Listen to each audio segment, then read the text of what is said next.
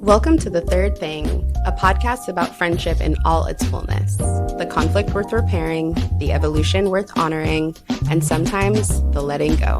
Think of it as a kitchen table conversation with honesty, laughter, validation, and plenty of tea. I'm Danyelle, a therapist, healer, and hoodoo practitioner who's been thinking about the way we love each other for most of my life. And I'm Michelle, a life coach, facilitator, and a space holder at my core. I've spent a lifetime helping people communicate better and more honestly. We've been best friends for 26 years, and we've got the receipts. We've done the work, and we want to share what we've learned, the tools, the hard parts, the things nobody taught us. There are a lot of people figuring out their friendships without a roadmap, so we're pulling up a chair. Welcome back. Hi there. It's good to see you. You too, always. Always. Today we're going to be talking about attachment style in platonic love. I am so excited to learn from you. I know about attachment style, but I haven't studied it in depth. So I look forward to using our relationship as a guinea pig for exploring what it can look like in friendship. Yeah. And it's wild because we have been. Whether we knew it or not. Yes. Before, I went to school and had the language and understood attachment style the way that I do now. We have been the guinea pigs. We've been trying things out, seeing what sticks. What comes up for me when I think about how I'm attached to you is, I think it was when you graduated in Los Angeles. I couldn't be there, I think, because of work. And your mom posted on Facebook about you and your best friend at graduation. And I very loudly and in all caps was like, her best friend wasn't there. So I don't know what you think you're talking about, madam. But just Correct. A real, I think we'll get into it, but that sort of like anxious needing to know where you stand and needing that affirmation or that confirmation of your standing. That's the first thing that pops into my mind. I love that. And I fully remember that. Oh, yeah. That was, yeah. Dolores is wilding out on the Facebook streets. And has been for many moons. Yep. Mm-hmm. I think the story that stands out to me, I feel like it's a thread. The thread that comes up for me in terms of the way I feel I'm attached to you is something that we experienced even this week. I have something to say. It feels too big in my body, so I'm just not going to say it. And I'm going to just be like, we're best friends. And maybe it's important enough that we'll arrive there, and maybe we won't. And this deep avoidance that is swirling around my brain, not just with this relationship, but many of my relationships. Just this idea of like, I don't want to say it. It's okay. And moving on. I don't think I have one specific story. We'll get into stories along the way today in this episode, but I do feel like over 26 years, our attachment styles to each other have evolved, and we've been able to, throw things at the wall and see what sticks and really learn and unlearn what, for me, disorganized attachment can look like in relationship, and then what secure attachment can look like in relationship. I think what's so interesting to me about any therapeutic model is that you're helping to understand the framework and what you're bringing into relationship. We talk a lot about our inner child or your past trauma, that like, there's all these words are sort of swirling in the zeitgeist, and sometimes it can feel eye-rolly, like, okay, here we go again. And what I love about this journey is that we get this opportunity to integrate what we've learned and learn about ourselves in a way that allows us to sometimes show up differently or to grow and evolve. Absolutely. I think we should jump into talk about what attachment style is. Please. So, attachment style is learned in childhood. And the way that I think about it is it's then solidified through lived experience. Typically, attachment style is formed even before we are outside of the belly. Some of those even learned within the womb. The birthing parents' experiences while their child is in utero impacts the ways in which we experience trauma, ways we experience joy.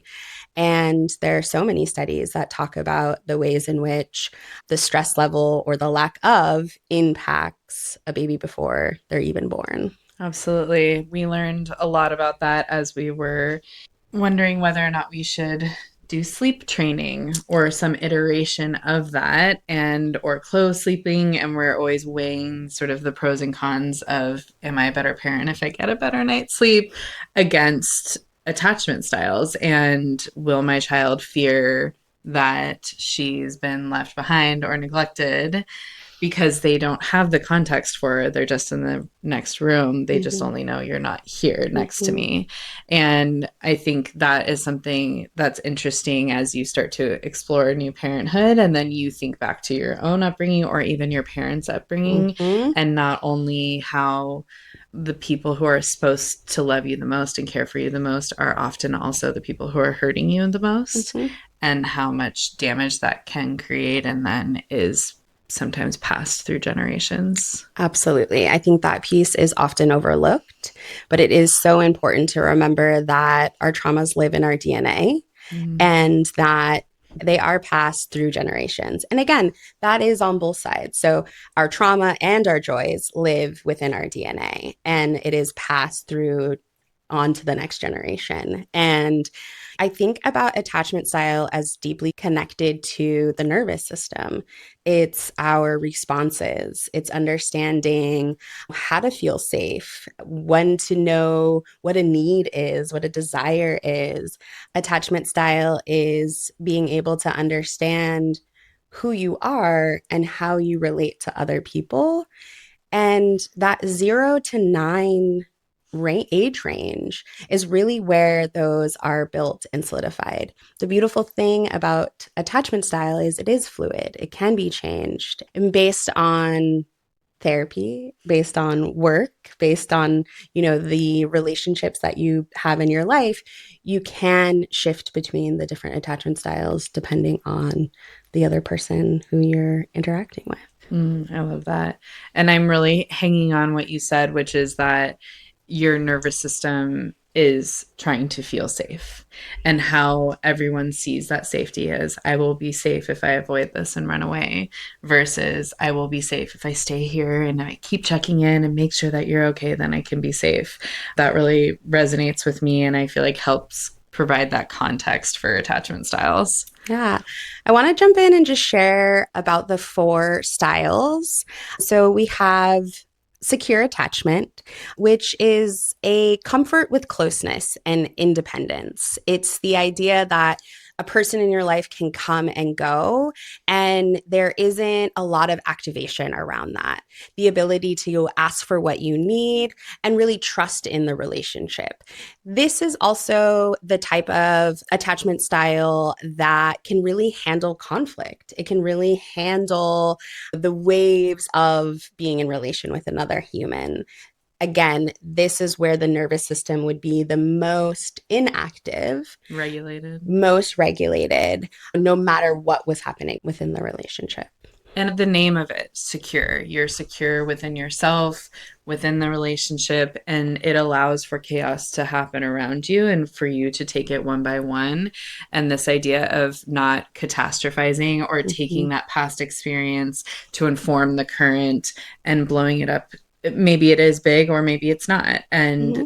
it allows you this certain baseline of Mm-hmm. being able to handle what comes to you because you are securely attached. Yeah, thank you for that. And then we have anxious attachment. This style really craves, and I would go so far to say needs reassurance. Mm-hmm. It's the Do you still love me? Are you still going to be here? There's a deep fear around abandonment and loss, or feeling like you're not going to have a thing. I often see people with anxious attachments really holding on to relationships in ways that might, or holding on to relationships that might not be best for them because of this fear of letting go and it not coming back. There can be this idea of moving or pressuring the other person, maybe being a little bit overbearing, Mm-hmm. when there's distance, when you don't know where you stand. That in between period might feel really dysregulating. Closeness feels really urgent. It feels like something that needs to occur in that moment. These are the friends who, over text, who really read into the energy and I would say the silence and really do well with consistent check ins. And I think this is something that you've pointed out before is that there is an overlap, and this is not anxiety necessarily. The anxious attachment style is separate than what you might be experiencing on a day to day basis, although there is or can be overlap. Absolutely. I really love that distinction because it doesn't show up exactly the same. There's a Venn diagram there, but anxious attachment style is the way in which you are responding, you are reacting, that you are reading a room versus the internal feeling of, I am anxious about doing this podcast. I am Right, right, anxious right. about doing this presentation. Sure. Next, we have avoidant. And this style really values autonomy and sovereignty and the ability to be on their own.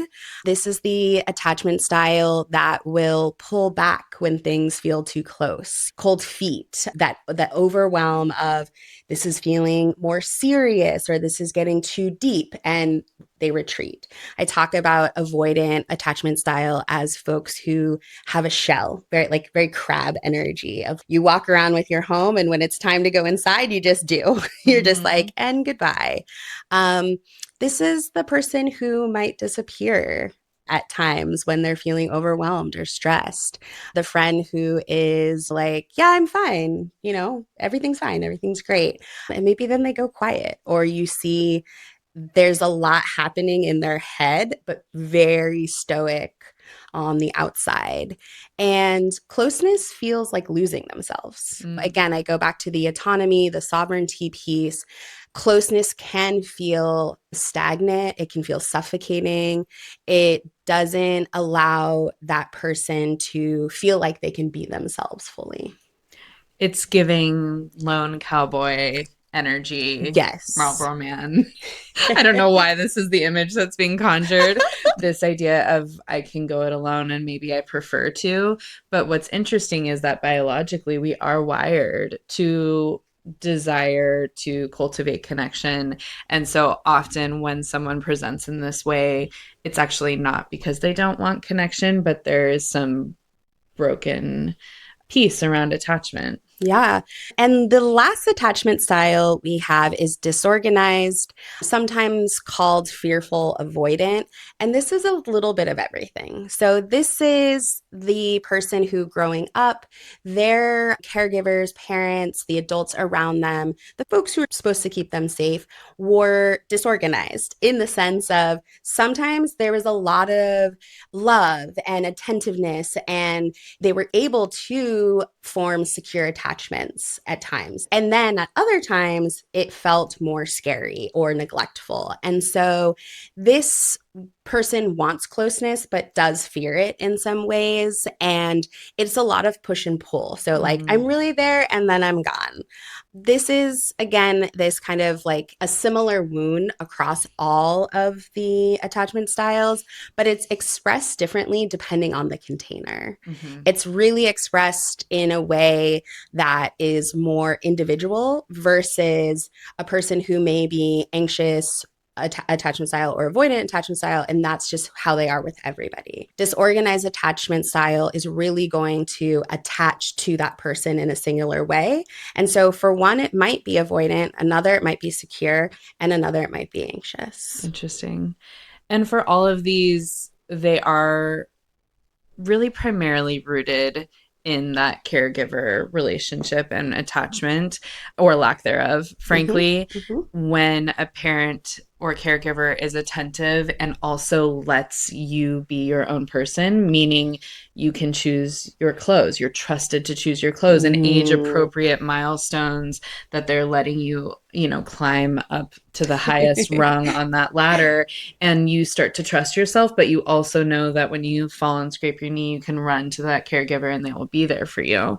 That sort of Gilmore Girl, we're best friends and we're together all of the time and your happiness is my happiness can be romanticized, but that sort of enmeshment can also lead to some anxious attachment Mm-hmm. because I'm so used to that connection that when it's not present and when it's not mirroring that caregiver relationship, it feels wrong or Mm-hmm. uncertain. Mm-hmm. I think it could also be for someone who's Mm-hmm. experienced a parent that's left, Mm-hmm. that there's this closeness and you love them so much and maybe Mm-hmm. you idolize them, but Mm-hmm. then they leave. And so there can be this real fear that if I don't keep you close and if I don't continue to be reassured, that you might go away. Mm-hmm. And then with avoidant attachment styles, there's this sometimes if a parent overly relies on a child, and you can often see this in single parent household or caregiver households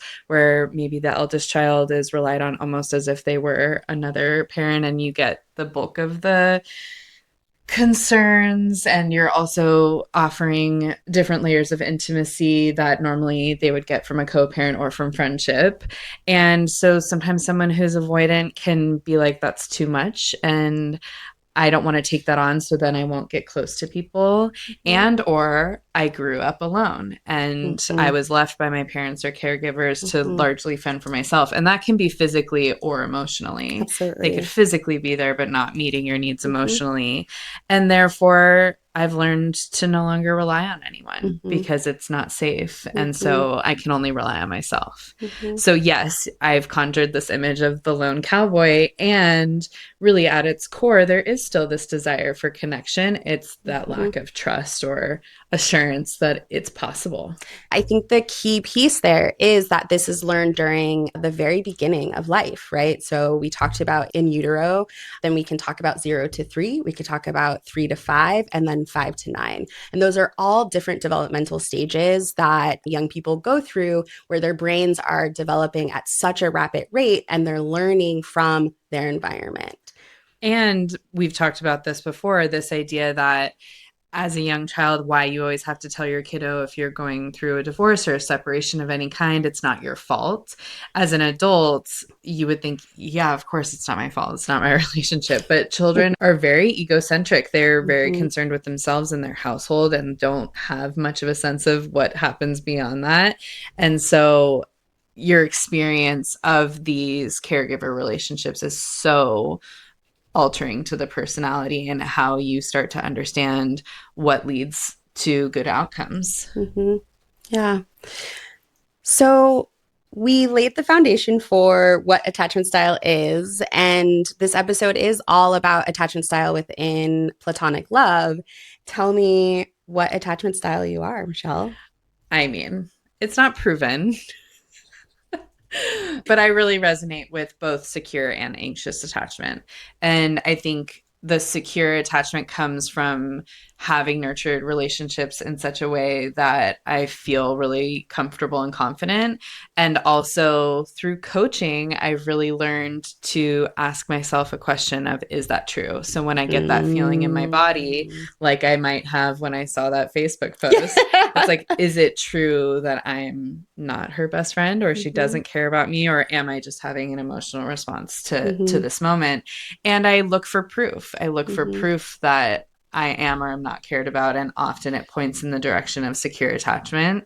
Having said that, I think my origin is an anxious attachment, is wanting to be reassured that I am loved and worthy and not too much. mhm, And that really still shows up in both my romantic and platonic relationships.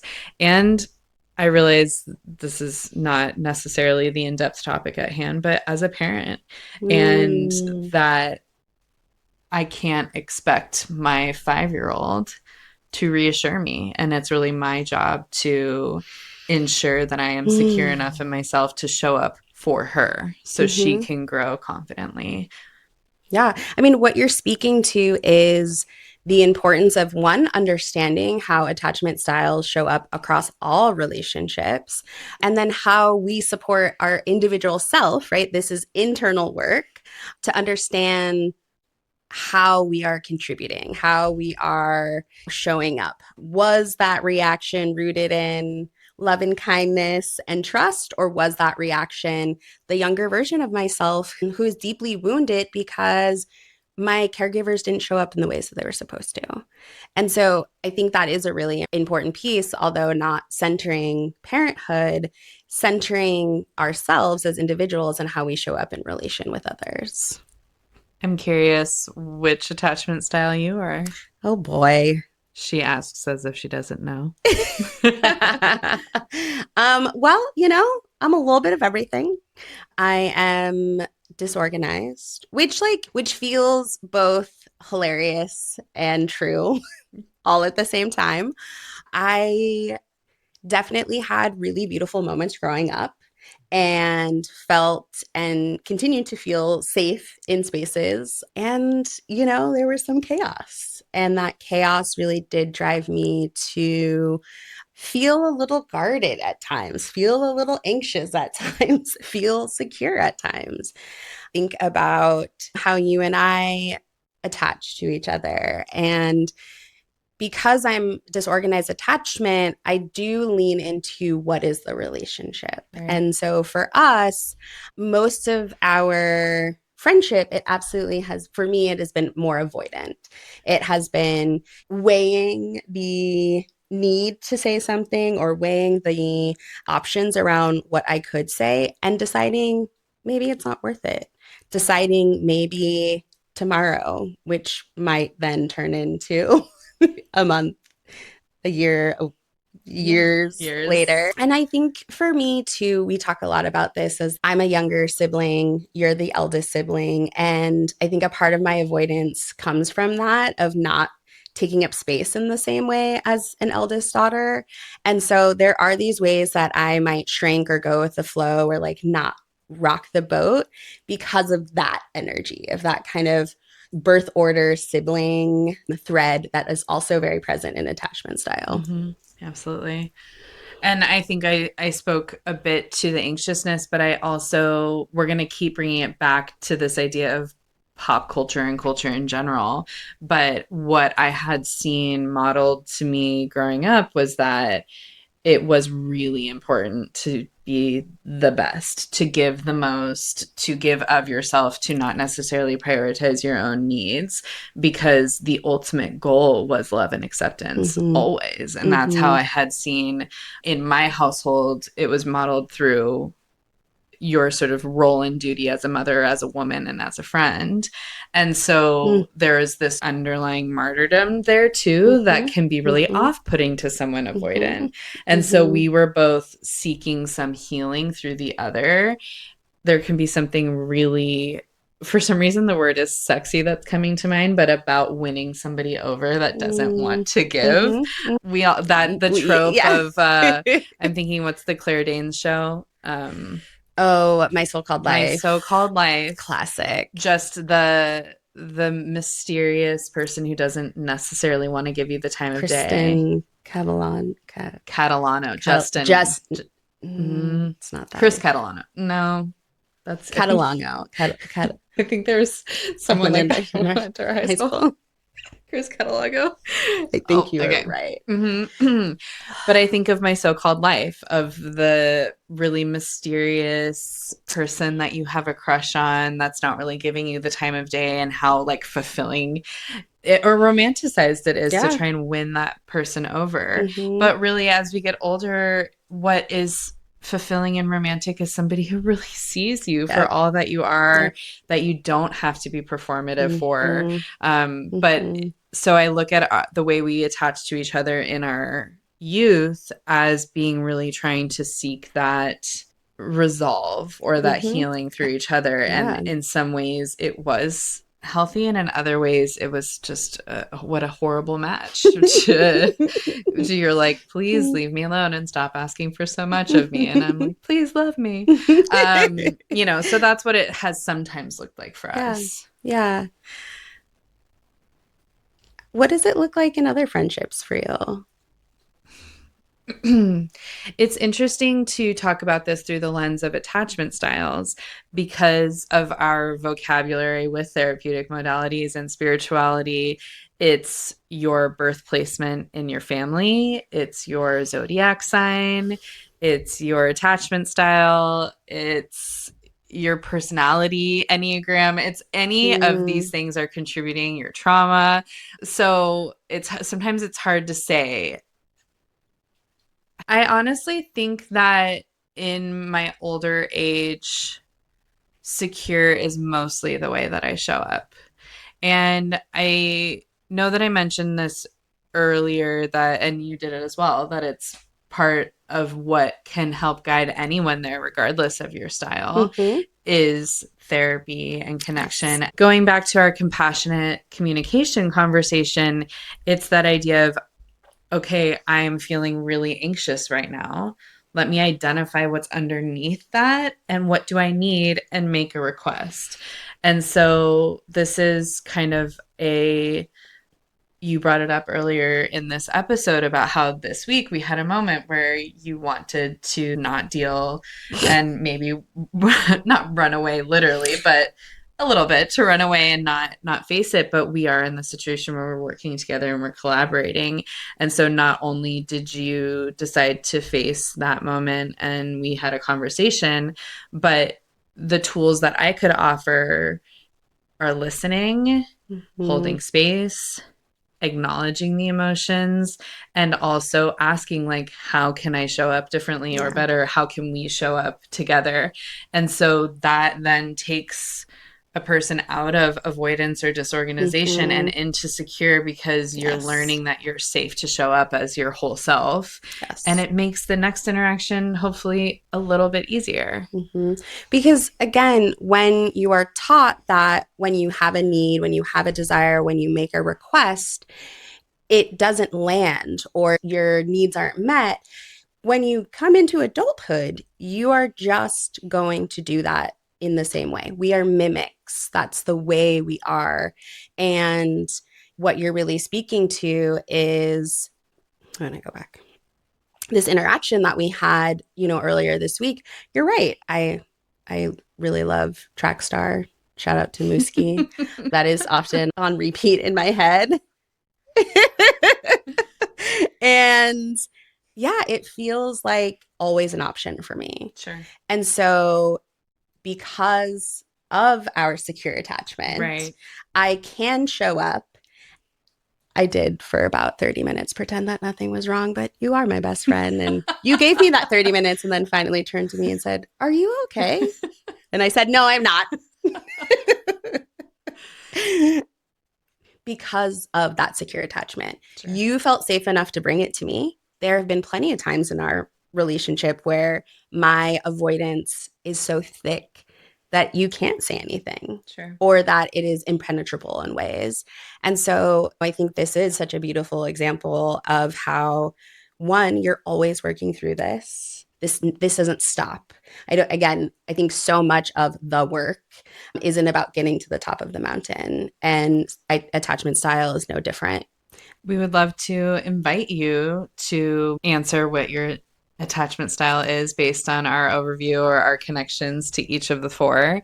Or you can go to theattachmentproject.com, take the quiz, and see how it's showing up in your life. Yeah. And you can take it based on different relationships. It's going to ask you questions about a specific relationship. So you can keep in mind whatever relationship feels top of mind for you. Is there anything that bubbled up to the surface this episode for you? I mean, as a therapist, I live in the world of attachment style. This is something I talk about all of the time. However, so rarely do I explicitly apply it to platonic love. And so what's bubbling up for me is the importance of doing the work for first and foremost ourselves, but also for the other people in our lives outside of romantic love. Again, I can talk ad nauseum until I'm blue in the face about the ways in which attachment style has shown up for us. And I kind of feel like this might be, it's not the first conversation, but the most explicit conversation. Because of who we are, these types of topics are woven in. But I love that we're having this conversation in such a direct way and really highlighting how our attachment styles, the ways that we were raised and understand how to attach to others, have impacted our relationship. I also love that it came up so naturally for us this week. We do a lot of self-congratulatory pats on the back because we've done so much work together and find so much ease and joy in our friendship. And despite all the work that we've done in the many years, we are still hitting road bumps. Mm-hmm. And it only happens more and more the more time you spend with anyone. Absolutely. But I think the power is in how quickly we came together and moved through it really honestly, not because we moved past it or around, but we got down in it together. Mm-hmm. And I'm really proud of being able to move into that secure space more and more. And we each are going to need various degrees of patience as we keep journeying together. I mean, we've got 26 years of practice, and I think we're doing a damn good job. Do not high five me. I really wanted to. I know you do. Will you please pull a card for us? Instead of a high five, Brian. I almost used. I know you did. I saw it. I could see it in your eyes. Ooh, a jumper. I know. I think it's this top one. Of course. Of course. Of course it is. Judgment. I love that so many of this first season that we're in, we're getting all of these major arcana.